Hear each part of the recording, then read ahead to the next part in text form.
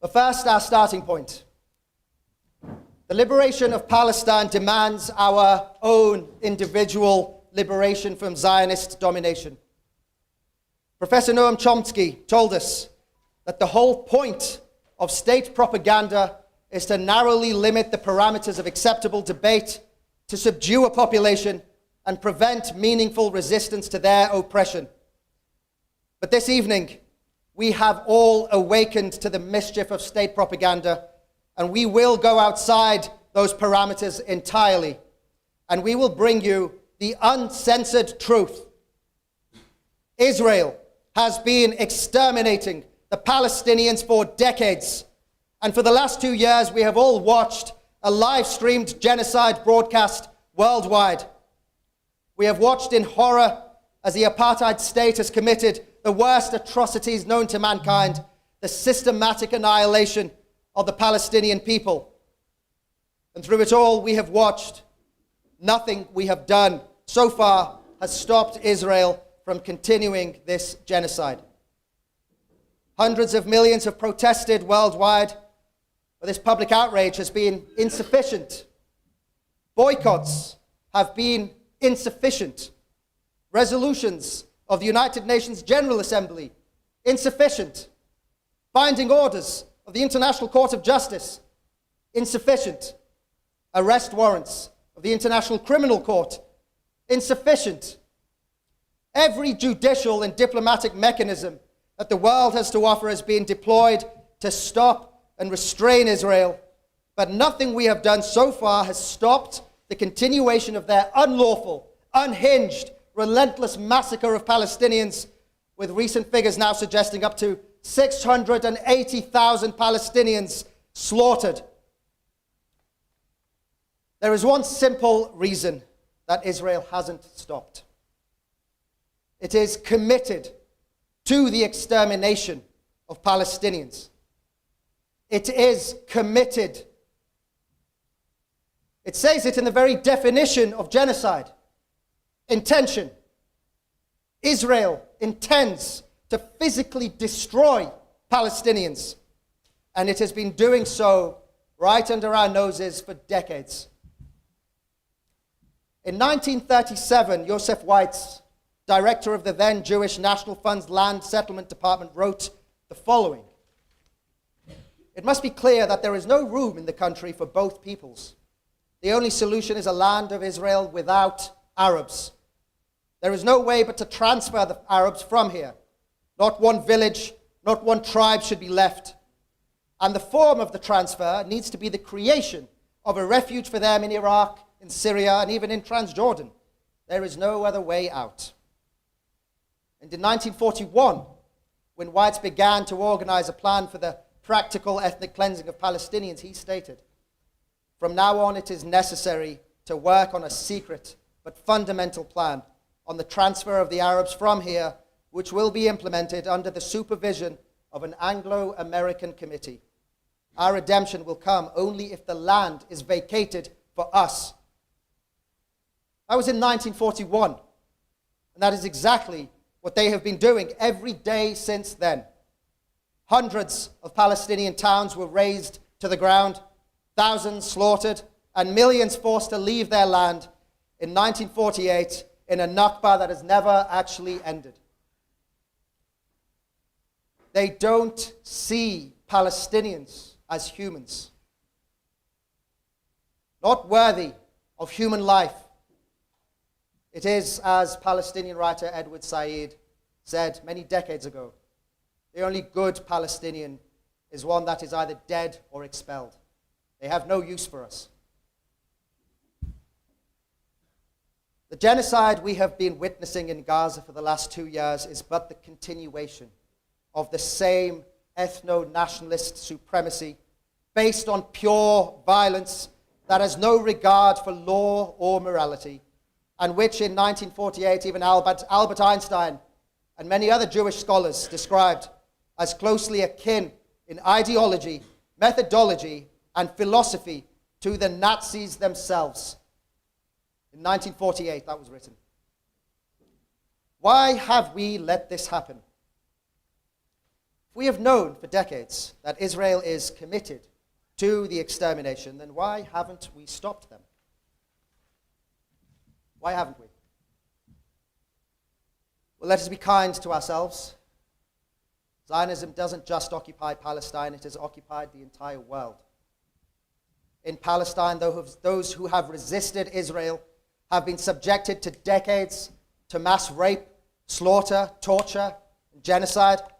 And outside of Palestine, those who have spoken up for Palestine have been subjected to repression, targeted attacks, and silencing. These are the tools of the Zionist entity. Brute, violent power, blackmail, corruption, all of it to sustain the genocide of Palestinian land and people. But comrades, there is good news. The story doesn't end there. There is a force far greater than every tool at their disposal. That force is living and breathing today in Birmingham. It is beating in every city worldwide. That force is Al-Haq, the truth, the irrepressible truth.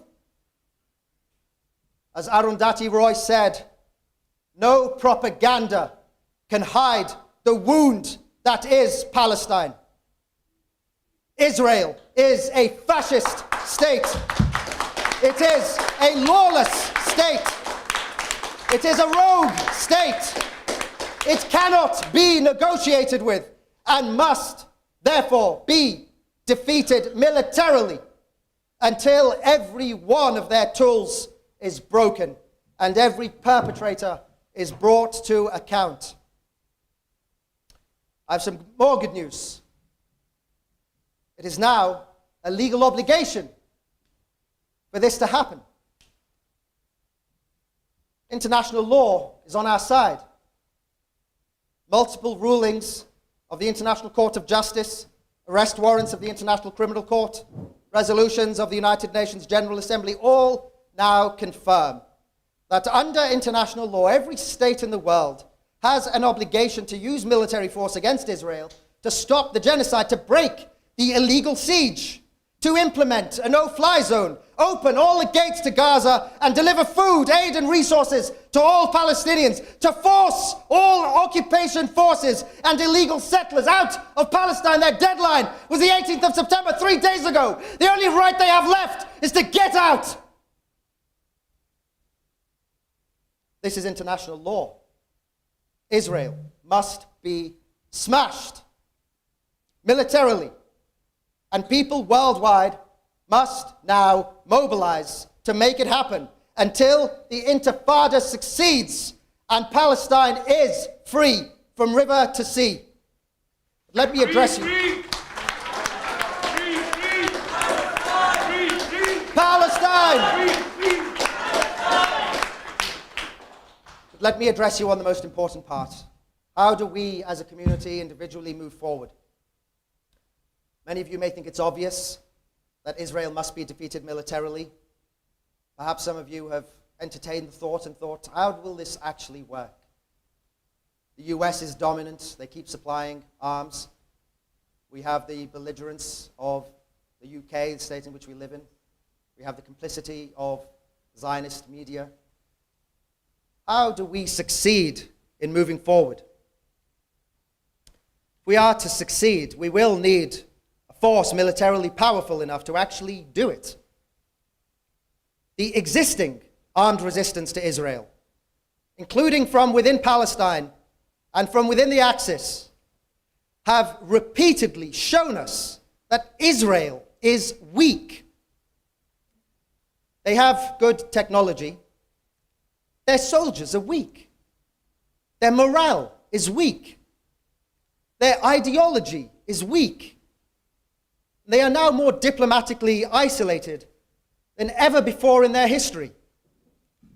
Even their primary supporter, Donald Trump of the United States, is feeling the burn of resistance to Zionism among his own population. The MAGA diehard started to wake up and challenge Zionist domination in their own backyard. Yes, they still rule over the old world order, but that old world order is dying. A new one is emerging. the first time this year, states are uniting in their commitment to stop Israel. President Gustavo Petro of Colombia, who has shown solidarity with the Palestinians, not just in words but in actions. 30% of Israel's coal supply was coming from Colombia prior to October 2023. We can fault them for that. They shouldn't have been, ever. But President Gustavo Petro very early on said, we're going to terminate Israel's supply of coal from us. I was working in Jordan at the time, advocating for that to happen, because the other state was South Africa. Two of the biggest allies of the Palestinians were the two biggest suppliers of coal.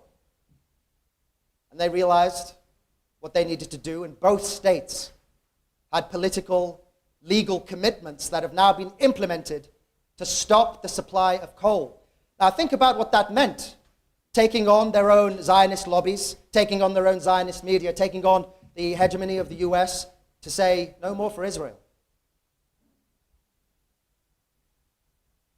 But most importantly, President Gustavo Colombia has called upon the Hague Group of Palestine, which includes Cuba, Malaysia, South Africa, Namibia, Senegal, Honduras, and Bolivia to form an armed protective force for Palestine.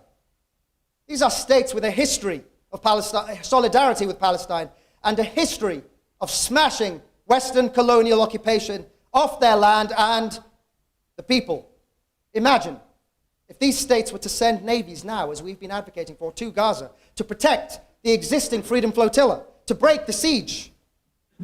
Civilians from all over the world have already shown their willingness to take on the siege, willingness to risk their lives, willingness to be detained, to do what states should be doing. We've seen them bomb the flotilla several times. Those people on the flotilla do not want to be bombed. They do not want to be detained. They want to break the siege. Now more than ever, these very states must send military vessels to break the siege. This is politically feasible. It is a moral necessity. It is a legal obligation. What is missing is political courage. How do we make this happen?